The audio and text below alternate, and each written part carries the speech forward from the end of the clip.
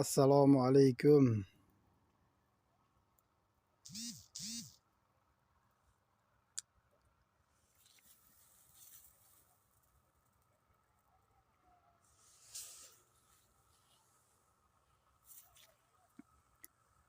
To'rtinchi dekabr Baytqo'rg'on Qibray Baytqo'rg'on Penkilidi bog'idamiz.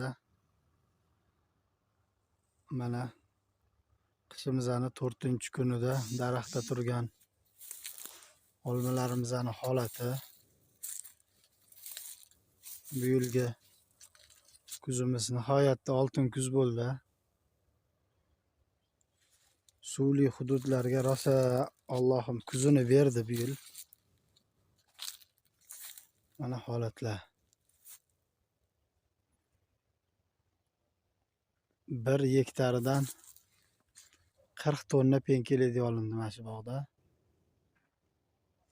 Alloh hammani dehqonchiligiga baraka bersin.